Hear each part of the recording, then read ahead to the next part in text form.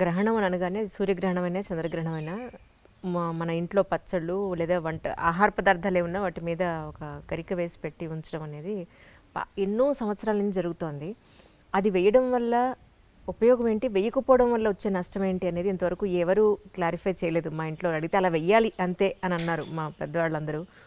ఇది కాకుండా రేషనలిస్టులు అందరూ కూడా గ్రహణం వల్ల వచ్చే నష్టం ఏం లేదు, ఆ టైంలో మేము తింటాం, బయటికి పెడతాం, మేము చూస్తాం, దీనివల్ల వచ్చే నష్టం లేదని వాళ్ళు అంటున్నారు. ఏది నిజం అసలు? మీ వరకు మీరు చూసిన దీంట్లో ఏం చెప్తారు సార్? ముందుగా గ్రహణం అనేది మనం వాడేటటువంటి విధానంలో మీరు చూస్తే ఏదన్నా మీరు బుక్స్లో రాసేటప్పుడు దీనికి గ్రహణం పట్టింది, మన వైభవానికి గ్రహణం పట్టింది అలా వాడతారు, నెగటివ్ టర్మినాలజీగా వాడతారు. కానీ నిజంగా చెప్పాలంటే గ్రహణం అనేది ఒక విధంగా చూస్తే ఒక అద్భుతమైనటువంటి సన్నివేశం. గ్రహణం రోజు ఏం గుర్తొస్తుంది మనకి? అమృతం సంపాదించినటువంటి ఆ క్షీరసాగర మథనం గుర్తు రావాలి. అమృతం వచ్చింది. అమృతం వచ్చిన తర్వాత దేవతలకి రాక్షసులకి పంచుతున్న సమయంలో ఈ స్వామివారి చక్రానికి బలైనటువంటి రాహు కేతు. సో వాళ్ళు సూర్యచంద్రుల నడుమ కూర్చుండినప్పుడు వాళ్ళు కూర్చున్నారు కాబట్టి వాళ్ళు అమృతాన్ని స్వీకరించిన తర్వాత తల నరకబడింది. సో అందులోంచి ఆవిర్భవించిన వాళ్ళే వీళ్ళిద్దరు. సో అమృతాన్ని స్వీకరించారు కాబట్టి వాళ్ళకు కూడా చిరంజీవులు అయిపోయినారు, వాళ్ళకి మరణం లేదు. సో అది ఒక పురాణ గాథగా మనం అందరం చెప్పుకుంటూ వచ్చాం. సూర్యగ్రహణం చంద్రగ్రహణం అనేది మనకి కేతుగ్రస్త సూర్యగ్రహణం, రాహుగ్రస్త చంద్రగ్రహణం ఇలా మనం పాటిస్తూ ఉన్నాం. మన సనాతన ధర్మంలో వేద మార్గంలో ఈ గ్రహణానికి ఒక గొప్పతనం ఉంది. ఎన్నో పురాణాల్లో వివరిస్తున్నారు. దాని గురించి మనం పోతూ ఉంటే ఐ డ్రీమ్లో దిల్సే చెప్పలేము చాలాసేపు. బట్ ఓన్లీ అల్టిమేట్ ఏంటంటే గ్రహణం అప్పుడు చాలా విశేషమైనటువంటి ఫలితాలు ఉంటాయి. గ్రహణ స్నానం 3 స్నానాలు చెప్పబడింది: స్పర్శ, మధ్యకాలం, పుణ్యకాలం. సో ఈ తర్పణాలు చెప్పబడ్డాయి. ఆ సమయంలో తర్పణం చేస్తే పితృదేవతలు అత్యంత ప్రీతిపాత్రులుగా అవుతారు అని. గ్రహణ కాలంలో మీరు చేసిన ఏ దానమైనా 1,000,000 రెట్లు మల్టిప్లై అవుతుంది. గ్రహణ కాలంలో మీరు చేసిన ఏ యొక్క మంత్ర జపమైనా కొన్ని కోట్ల రెట్లు మల్టిప్లై అవుతాయి. ఇంత అద్భుతమైనటువంటి సన్నివేశాన్ని దాన్ని భయాన్ని సృష్టించే విధంగా మనం చూడకూడదు. ఎన్నోసార్లు భక్తులకి ఈ విషయాన్ని చెప్పడం జరిగింది. మరి గుళ్ళు ఎందుకు క్లోజ్ చేస్తారు సార్? తిరుపతి కానీ ఇక్కడ కానీ మొత్తం గుళ్ళన్నీ క్లోజ్ చేస్తారు కదా. గుళ్ళు క్లోజ్ చేయడం గ్రహణానికి భయపడి కాదమ్మా. మీరు స్వార్థ యజనం చేయాలి. గుడి అనేది పరార్థ యజనం, అంటే అందరి కోసం ఉండేటటువంటి ఒక దేవాలయంలో మీరు చూసేది పరార్థ యజనం, అందరి కోసం జరిగే పూజ ఇది. సర్వే జనాః సుఖినో భవంతు అనే సంకల్పము ప్రత్యక్షంగా మీకు వినిపించేది మా ఇళ్లలో మేము చెప్తూ ఉంటాం. పురాణాల్లో పారాయణం జరిగిన తర్వాత చెప్తూ ఉంటాం. కానీ స్వార్థ యజనము అనేది మీ ఇంట్లో ఉండే సాలగ్రామ ఆరాధన పూజకి స్వార్థ యజనం. యజనం అంటే యజ్ఞం.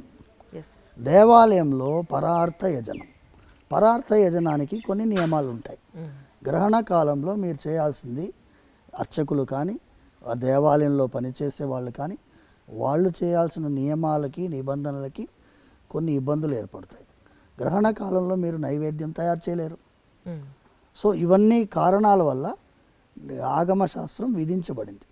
ఈ సమయంలో మీరు దేవాలయాలకి మనకి స్వామివారి యొక్క ఆరాధనము మనము నిషేధించి వారికి, ఎందుకంటే మీరు ఫస్ట్ మీరు పుణ్యస్నానం చేసిన తర్వాత కదా దేవాలయానికి వెళ్ళగలిగేది. ఇప్పుడు నేను దేవాలయంలో ఆరాధన చేయాలంటే నిన్న గ్రహణం అయింది, సూర్యగ్రహణం సంభవించిన తర్వాత సూర్యుడిని చూడాలి. సూర్యుడిని చూసిన తర్వాత పుణ్యస్నానం చేయాలి. నిన్న రాత్రి మొత్తం సూర్యుని చూడలేదు. నిన్న గ్రస్తాస్తమయం అంటే అస్తమన సమయంలో సూర్యుడిని గ్రహణం పట్టింది. విడిచింది 6:30కి. సూర్యాస్తమన సమయం 5:55. అవును సార్. సో 6:30 తర్వాత సూర్యుని చూడలేం కదా.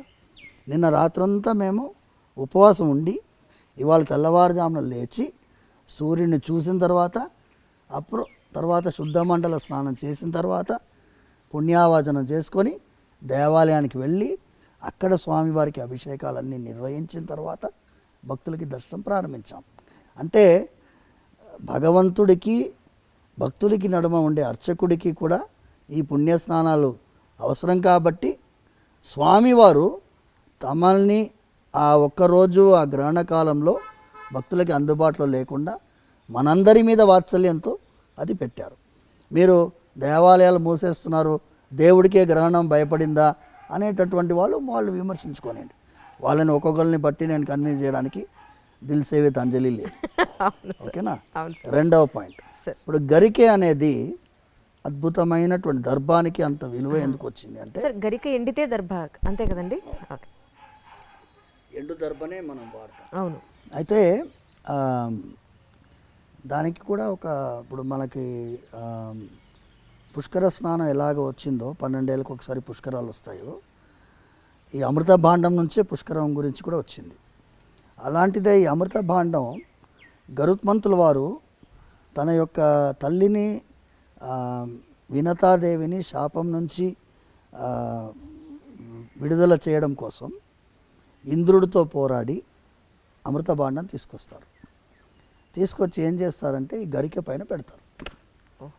సో గరిక పైన పెట్టినప్పుడు ఈ సర్పాలన్నిటికీ కూడా మీరు వెళ్ళి స్నానం చేసి రావాలి, అప్పుడే మీరు ఈ అమృతాన్ని స్వీకరించవచ్చు అంటారు.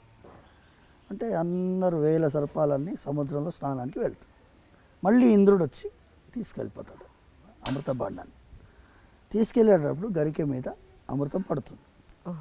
సో అది అమృతంతో తడిసింది కాబట్టి దానికంతా గొప్పతనం. సో అది గరిక తడిసిన తర్వాత ఈ సర్పాలన్నీ ఏం చేస్తాయి, వచ్చి ఆ గరికెని నాకితే సర్పం యొక్క నాలుక రెండుగా చీలిపోతుంది. సో 2 సైమల్టేనియస్ జరుగుతాయి. అందుకే సర్పానికి 2 నాలుకలు గరికె వల్ల వచ్చి అంత షార్ప్గా ఉంటుంది, కోస్తుంది అది. సో అంత పవర్ఫుల్ అన్నమాట ఈ దర్భం. దర్భానికి అంత గొప్పతనం. మేము పవిత్రం ధరిస్తాము, పవిత్ర పాణి అంటారు. పవిత్రం ధరించి వెళ్తాము. ఏదన్నా శుభకార్యం జరగాలన్నా పవిత్రంతో జరగాలి. సో అంత ముఖ్యత్వం ఈ అమృతం వల్ల వచ్చింది. సో గ్రహణం సమయంలో సంబంధించిందంతా అమృతంతో సంబంధించిన విషయం. సో అందుకోసం అంత ముఖ్యత్వం.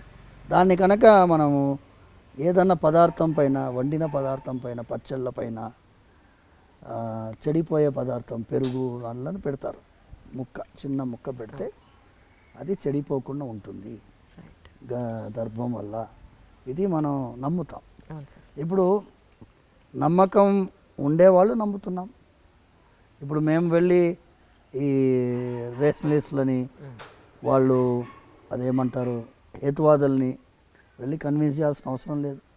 నేను ఇప్పుడు కాదమ్మా, మీకు తెలుసుంటే 20 ఏళ్ల ముందు ఎప్పుడైతే ఈ టీవీ ఛానల్ దూరదర్శన్ తప్ప ఎక్స్ట్రా ఛానల్స్ ఎప్పుడైతే వచ్చాయో అప్పుడు మొట్టమొదటిసారి ఒక ఛానల్లో గ్రహణం సమయంలో నన్ను నేను రానయ్య బాబు కూర్చోబెట్టి ఏం చేశారు, సమోసా అవన్నీ తీసుకొచ్చారు. మేమంతా తింటాం, చూడండి ఏమన్నా అవుతుందంటే. ఇప్పుడు మీరు చిన్న విషయం అమ్మా, తిన్న వెంటనే ఏమన్నా అవుతుందా? ఏమీ కాదు. ఇప్పుడు స్మోకర్స్ ఉన్నారు, రోజు సిగరెట్ తాగుతాడు, ఏమైనా అవుతుందా వాడికి? ఎప్పుడు అవ్వాలో అప్పుడు అవుతుంది. ఎప్పుడు అవ్వాలో అప్పుడు అవుతుంది.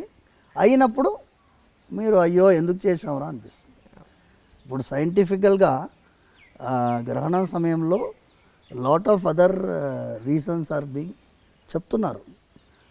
సైన్స్ కూడా గ్రహణం సమయంలో what are the changes, electromagnetic fields ఏముంటుంది, ఎలా ఉంటుంది పరిస్థితి, వాతావరణంలో ఏ మార్పులు ఉంటాయి, వాళ్ళు రీసెర్చ్ చేస్తున్నారు, ఇప్పుడు ఇంకా చేస్తున్నారు.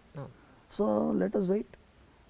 శరీరం పైన మనది ఏంటి అంటే ప్రకృతితో అనుసంధానమైనటువంటి ఒక జీవితం మనది. అది గ్రహించాము కాబట్టే ఇప్పుడు ఈ CO2 కార్బన్ ఎమిషన్ వాళ్ళు విదేశీ వాళ్ళు మాట్లాడుతున్నారు చూడండి. మన వాళ్ళకి ముందు నుంచే తెలుసు. ఋషులు వాళ్ళు ప్రకృతితో అనుసంధానంగా మీరు జీవించాలి, ప్రకృతికి విపరీతంగా మనకు ఏ కార్యక్రమం చేయకూడదు అనేటటువంటి విధానంలో మనం జీవించాం కాబట్టి చాలా విషయాల్లో ప్రకృతితో సంబంధించినటువంటి అంశాలు మనం చెప్తున్నాం. గ్రహణం కూడా ప్రకృతితో సంబంధించిన విషయం. సో గ్రహణం సమయంలో గర్భిణీ స్త్రీలు కొంచెం జాగ్రత్త పడాలని చెప్పాం. అది మూఢనమ్మకం, అది ఇది అన్నారు. ఎవరెవరు మూఢనమ్మకం అన్నారో వాళ్ళు చాలామంది ఈ వైపు వస్తున్నారు. ఇప్పుడు ఈ వైపు వస్తున్నారు. మీరు చూడండి, ఎక్కడైనా బిగ్గెస్ట్ రేషనలిస్ట్ సైంటిస్ట్ వాళ్ళు మేము చేసిన ప్రయాణం అనేది సరి అయిన ప్రయాణం కాదు, ఈ రాజమార్గంలో ప్రయాణమే సరైన. త్యాగరాజ స్వామి పాడాడు, చక్కని రాజమార్గం ఉండగా సందులో దూరనేలా అని పాడాడు. అది సందు తెలియదు, ఎక్కడపోతామో తెలియదు. అందుకోసం ఇటువైపు రావడమే మంచిది. ఇది ఏంటి అమ్మా, కొన్ని వేల సంవత్సరాల చరిత్ర ఉన్నటువంటి సనాతన ధర్మం. ఇది వేద మార్గం. వేద మార్గం ఏమంటుంది? చిన్న విషయం అమ్మా, నా అప్సు మూత్ర పురీషం కుర్యాత్ వేదం చెప్తుంది. నీళ్ళల్లో మీరు ఎప్పుడు కూడా మీరు పాసిపోయకూడదు అని చెప్తుంది వేదం చెప్తుంది. నదికి ఉండేటటువంటి మనకి గౌరవం చెప్తుంది. నదీ స్నానానికి వెళ్ళినప్పుడు మీరు సోప్ కూడా రాసుకోకూడదు అంటుంది. ఇక్కడ సోప్ రాసుకొని నదిలో స్నానం చేయకూడదు. నదీ స్నానం చేసి వచ్చి మీరు ఇంట్లో సోప్ రాసుకొని స్నానం చేసుకోవచ్చు. నదీ స్నానానికి ఈ కెమికల్స్ పూసుకొని స్నానం చేయకూడదని శాస్త్రం చెప్తుంది. అంటే ప్రకృతిని గౌరవించి, ప్రకృతిని గుర్తించి, ఒక తల్లిలాగా మనం నదిని భావించినటువంటి వాళ్ళం. ఎవరికైనా నచ్చకపోవచ్చు. న్యూజిలాండ్లో పోయిన ఏడాదికి ముందేడాది they have declared a river as a living being. అవును, సుప్రీంకోర్టు తీర్పు న్యూజిలాండ్లో. వాళ్ళు మా 70 సంవత్సరాల పోరాటం అన్నారు, కొంతమంది 300 సంవత్సరాల పోరాటం అన్నారు. నదిని ఒక జీవిగా గుర్తించి, లివింగ్ బీయింగ్గా గుర్తించి తీర్పిచ్చారు. మనం గుర్తించే తీర్పు కాదుగా, మనం ఆల్రెడీ ఫాలోయింగ్. అవును, కొన్ని వేల సంవత్సరాలు. కానీ ఒకటి సరే, నదులన్నింటినీ మనం పొల్యూట్ చేస్తున్నాం, ఇప్పుడు మట్టిని చేసేస్తున్నాం, భయంకరంగా పొల్యూట్ చేస్తున్నాం, భయంకరంగా. ఇప్పుడు హుస్సేన్ సాగర్ ఎలా ఉండింది, ఇప్పుడు ఎలా ఉంది? ఏ చెరువున్నా తీసుకోండి, ముందు ఎలా ఉండింది, 50 ఏళ్ల ముందు ఎలా ఉండింది, ఇప్పుడు ఎలా ఉంది? అంటే మనం డెవలప్డ్ అనుకుంటున్నాం, కానీ డెవలప్మెంట్ అంటే ఏంటి? చెరువులో బిల్డింగ్ కట్టడం కాదు. ఇప్పుడు ఎన్నో ఇళ్లలో నీళ్ళు వచ్చినాయి వర్షాకాలంలో. ఎందుకు? లేఅవుట్ బ్రహ్మాండంగా వేశారు, బిల్డింగ్లు బాగా కట్టారు. ఎక్కడ కట్టారు? చెరువులో. నదీ ప్రవాహంలో నది ఆనుకొని బిల్డింగ్ కట్టాం. నదీ ప్రవాహం ఇంతే ఉంటుంది చెప్పలేం కదా. ఫుల్ ట్యాంక్ లెవెల్ అని ఒకటి ఉంటుంది, FTL అంటారు దాన్ని. FTL అంటే చాలా వరద వచ్చినప్పుడు ఎంతవరకు నిండుతుందో అంతవరకు. కానీ FTL ఏం చేస్తారు వాళ్ళు? ఆ ఇటుక రాయిని తీసి ముందుకు జరిపి ఇదే FTL అని చెప్పి ఇంత ఎంకరేజ్ చేసుకుంటారు. అలా జరుగుతుంది. సో వాళ్ళకి మన గురించి మాట్లాడే అధికారము లేదు, అర్హత కూడా లేదు. అందుకోసం వాళ్ళకి మనం సమాధానం చెప్పాల్సిన అవసరం కూడా లేదు.